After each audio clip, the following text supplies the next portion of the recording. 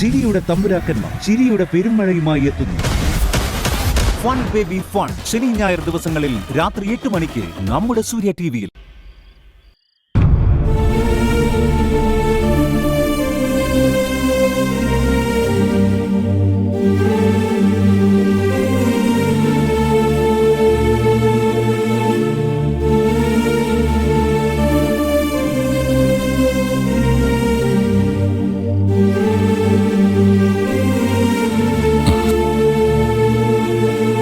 എന്താ വിഷമിച്ചിരിക്കുന്നത്? ഓണമായിട്ട് സ്വപ്ന ജയിലല്ലേന്ന് ഓർക്കുമ്പോ സഹിക്കുന്നില്ല മോനെ. അവൾ ഒരുപാട് തെറ്റുകൾ ചെയ്താണെന്ന് എനിക്കറിയാം. പക്ഷേ ഞാൻ അവളുടെ അമ്മയായി പോയില്ലേ. വിഷമിക്കാതിരിക്കാൻ പറ്റുമോ? അതിനെല്ലാം കാരണം ഇവളാണെന്ന് ഓർക്കുമ്പോ കുറച്ചൊന്നുമല്ല എനിക്ക് ദേഷ്യം വരുന്നത്. ജീവിതത്തിൽ ഇതുവരെ ചെയ്ത തെറ്റിന് സ്വപ്നയ്ക്ക് ശിക്ഷ അനുഭവിക്കേണ്ടി വന്നിട്ടില്ല. അതുകൊണ്ട് അവള് ജയിക്കാൻ വേണ്ടി എന്ത് തെറ്റ് ചെയ്യാനും മടിയില്ലാത്തവളായിട്ട് മാറിയത്. സ്വപ്നയ്ക്ക് സ്വന്തം തെറ്റുകൾ തിരിച്ചറിഞ്ഞ് നന്നാവാനുള്ള അവസരം ഇപ്പൊ കിട്ടിയിരിക്കുന്നത്. ഇനിയും അവൾ അതിന് തയ്യാറായില്ലെങ്കിൽ അവൾ കുറേയേറെ അനുഭവിക്കേണ്ടി വരും. ജയിലിൽ കിടന്ന് അനുഭവിക്കുന്നതിനേക്കാൾ കൂടുതൽ ഇനി അവൾക്ക് വേറെ എന്ത് സംഭവിക്കാനാ?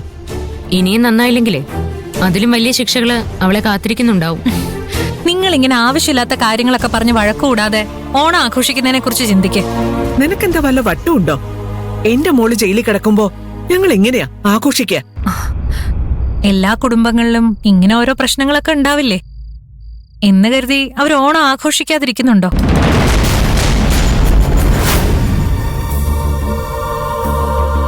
ആ പ്രശ്നങ്ങളെല്ലാം മാറ്റിവെച്ച് നല്ലൊരു ഭാവി ഉണ്ടാവും എന്ന പ്രതീക്ഷ മനസ്സിലുണ്ടാവണം.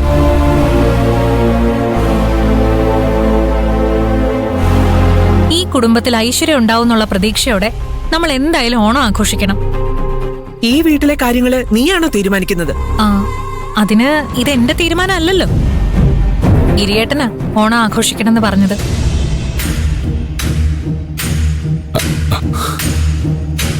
ഞാൻ പറഞ്ഞ ശരിയല്ലേ ഗിരിയേട്ടാ? മഞ്ജു പ്രഗ്നന്റ് അല്ലേ? ഈ സമയത്ത് നമ്മളിങ്ങനെ വിഷമിച്ചിരിക്കുന്നത് ശരിയല്ലല്ലോ. എന്ന് കരുതി നമ്മൾ ആരെങ്കിലും ഓണം ആഘോഷിക്കാനുള്ള അവസ്ഥയിലാണോ ഉള്ളത്?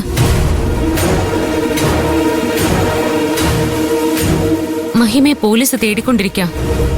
അവൾ എന്തെങ്കിലും അപകടത്തിൽ പെടുവെന്നുള്ള പേടിയില്ല ഞാൻ കഴിഞ്ഞുകൊണ്ടിരിക്കുന്നത്. അതിനിടയില് ഞാൻ എങ്ങനെ ഓണം ആഘോഷിക്കുന്നത്? അതിനൊക്കെ മഞ്ജുവിന് സാധിക്കും.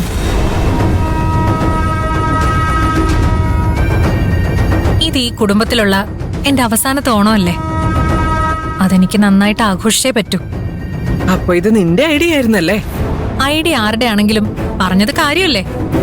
ജീവിതത്തിൽ പ്രശ്നങ്ങളുണ്ടെന്ന് കരുതി ആഘോഷങ്ങളൊക്കെ വേണ്ടാന്ന് വെക്കുന്നതിൽ എന്താ കാര്യം?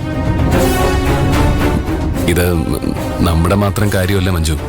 മൂതനും ഓണം ആഘോഷിക്കാൻ തോന്നില്ല. അവനെയും കൂടി ഇങ്ങോട്ട് ക്ഷണിക്കണമെന്ന് എനിക്കുണ്ട്. വലിയ ആഘോഷങ്ങളൊന്നുമില്ലെങ്കിലും ചടങ്ങിന് കുടുംബം ഒരുമിച്ച് നിൽക്കുന്നത് നല്ലതല്ലേ? നമ്മളെല്ലാരും അവന്റെ കൂടെ ഉണ്ടെന്ന് അവന് തോന്നില്ലേ? എനിക്ക് ഡ്യൂട്ടി ഉണ്ട് ഗിരിയേട്ടാ. ഈ അവസാന നിമിഷം ചോദിച്ചാ ലീവ് കിട്ടില്ല. മഞ്ജുവിന് ലീവ് കിട്ടില്ല എന്ന് ഉറപ്പാണെങ്കിൽ സാരമില്ല, നമുക്ക് പറ്റുന്ന പോലെ ആഘോഷിക്കാം.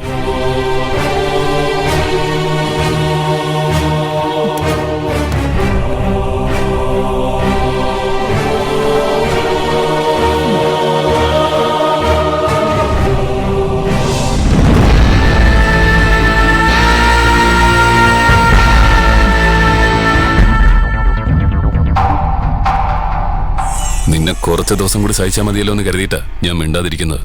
എന്ന് കരുതി എന്റെ ക്ഷമ പരീക്ഷിക്കരുത്.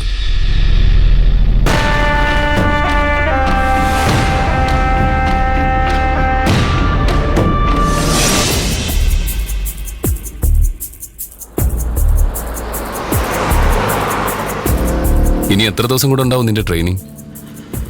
കുറച്ച് ദിവസം കൂടി ഉണ്ടാവും. നീ ജയിലിൽ പോയി വലിയ ഷോ ഒക്കെ കാണിച്ചെന്ന് കേട്ടു. എന്ത് ഷോ? ആ ജോർജിനെ ഈ കിട്ടിയൊന്നും പോരാ. ഈ മൈസൈറ്റ് പോസ്റ്റ് പ്രശ്നത്തിലാവുന്ന കരുതിയിട്ടാ. ഇല്ലെങ്കിലേ അവനെ ഞാൻ വെറുതെ വിടില്ലായിരുന്നു. എടാ, അയാളെ കൈകാര്യം ചെയ്യണമെന്നുണ്ടായിരുന്നെങ്കിൽ നിനക്ക് എന്നോടൊരു വാക്ക് പറഞ്ഞാൽ പോരായിരുന്നോ? അയാളെ ഞാൻ ഇടിച്ച് ഇഞ്ചപ്പരുവാക്കി നിന്റെ മുന്നിലിട്ട് തന്നേനെ. എന്താ നീ ഗുണ്ടയാ? നിന്നോട് ഞാൻ പറഞ്ഞിട്ടുണ്ട് ആവശ്യമില്ലാത്ത പ്രശ്നത്തിനൊന്നും പോണ്ടെന്ന്. എടാ, നീ ഒരു അച്ഛനാവാൻ പോവാന്ന് മറക്കല്ലേ. ഓ ശരി. അല്ല, ഗൗരിയമ്മ വീട്ടിലില്ലേ? ഇല്ല, അമ്മയ്ക്കൊരു സീരിയലിന് ഷൂട്ടുണ്ട്, അങ്ങോട്ട് പോയിരിക്കുക. വെറുതെ വീട്ടിലിരുന്ന അമ്മ ഓരോന്ന് ആലോചിച്ച് വിഷമിച്ചുകൊണ്ടിരിക്കും. അവിടെയാണെങ്കിൽ ജോലി തിരക്കിലും കൂടെയുള്ളവരുടെ സന്തോഷത്തിലും കൂടി സ്വന്തം വിഷമം മറക്കാൻ പറ്റുമായിരിക്കും. നീ എങ്ങനെയാടാ ആ വീട്ടിൽ ഒറ്റയ്ക്ക് കഴിയുന്നേ? ഓണമൊക്കെ അല്ലേ വരുന്നത്? എന്തോണം എടാ, അതൊക്കെ ആഘോഷിക്കാൻ പറ്റിയ അവസ്ഥയിലാണോ ഞാനുള്ളത്? മഹിമയെ പോലീസ് എപ്പോൾ പിടിക്കുന്ന ടെൻഷനിലാണ് ഞാനുള്ളത്. അവള് പീതാപന്റെ കേസിൽ നിരപരാധിയെന്ന് തെളിയിച്ച എല്ലാം അവസാനിക്കുന്ന ഞാൻ കരുതിയത്. ഇപ്പം ആ പ്രതീക്ഷയെ നഷ്ടപ്പെട്ടു. എടാ, ഇത്രയും മോശമാണ് എൻ്റെ ജീവിതത്തിൽ ഉണ്ടായിട്ടില്ല. നീ ഇങ്ങനെ നെഗറ്റീവായിട്ട് ചിന്തിക്കല്ലേ. നീ ഇപ്പൊ മജിസ്ട്രേറ്റ് ആവാൻ പോവാ. നിനക്കിപ്പോ സ്വന്തമായിട്ടൊരു വീടുണ്ട്. നിന്നെ ജീവന് തുല്യം സ്നേഹിക്കുന്ന ഒരു ഭാര്യയുണ്ട്. അവളിപ്പോ പിടികിട്ടാ പുള്ളിയാണെന്ന് മാത്രം. ഇതിലും വലിയ പ്രശ്നങ്ങൾ നമ്മൾ നേരിട്ടിട്ടില്ലേ? അന്ന് എനിക്ക് നീയും നിനക്ക് ഞാനും താങ്ങായിട്ട് ഉണ്ടാവാറുണ്ട്. ഇതും അതുപോലൊരു പ്രതിസന്ധി ഘട്ടമാ. നമ്മൾ പരസ്പരം കൈവിടാതെ നിന്ന ഇതിനെ നമുക്ക് തരണം ചെയ്യാൻ പറ്റും.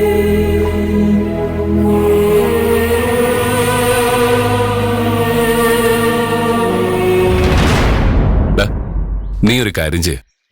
ഓണത്തിന്റെ അന്ന് ക്ലാസ് ഒന്നും ഉണ്ടാവില്ലല്ലോ. ഗൗരി അമ്മയും വീട്ടിലില്ലാത്ത സ്ഥിതിക്ക് നീ എന്റെ വീട്ടിലോട്ട് വാ. ഏയ്, അതൊന്നും വേണ്ട എന്ന് നീ പറഞ്ഞാ മതിയോ? ദേ, കൂടുതൽ തർക്കിക്കാൻ നിന്നാ ഞാൻ ഗൗരി അമ്മയെ വിളിച്ച് പറയും. അമ്മ പറഞ്ഞാ പിന്നെ നിനക്ക് വരാതിരിക്കാൻ പറ്റില്ലല്ലോ. എടാ, മഹിമ ഏത് അവസ്ഥയിലാണെന്ന് പോലും എനിക്കറിയില്ല. അവള് കൂടെ ഇല്ലാതെ ഞാൻ എങ്ങനെയാ ഓണാഘോഷിക്കുക? അങ്ങനെ വലിയ ആഘോഷമൊന്നും ഞങ്ങൾ നടത്തുന്നില്ല. സ്വപ്ന ജയിലിലുള്ളപ്പോ ഒന്നും വേണ്ടെന്ന അമ്മയും പറഞ്ഞത്.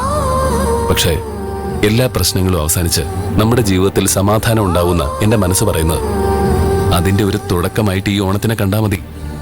എന്നാലും ഒരെന്നാലും ഇല്ല. ഞാൻ ജീവനോടെ ഇരിക്കുമ്പോ നീ ഓണം വീട്ടിൽ ഒറ്റയ്ക്കിരുന്ന് തീർക്കില്ല. മര്യാദയ്ക്ക് വന്നോണം. ശരി, വരാം. ആ, അങ്ങനെ വഴിക്ക് വന്നാ നിനക്കോളാം. ഓടറാ.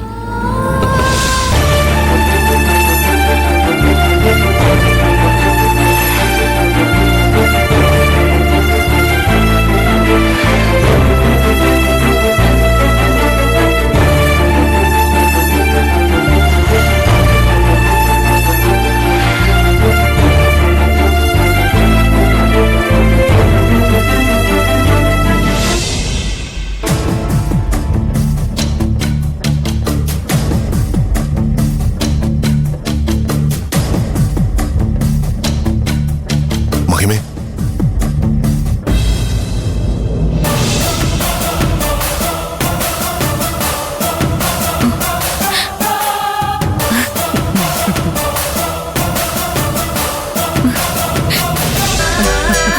ആന്റി,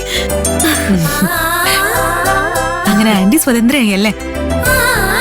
എനിക്ക് മുമ്പ് നീ പുറത്തിറങ്ങുന്നാ കരുതിയത്. ആന്റി ആഗ്രഹിച്ച പോലെ തന്നെ സംഭവിച്ചല്ലോ.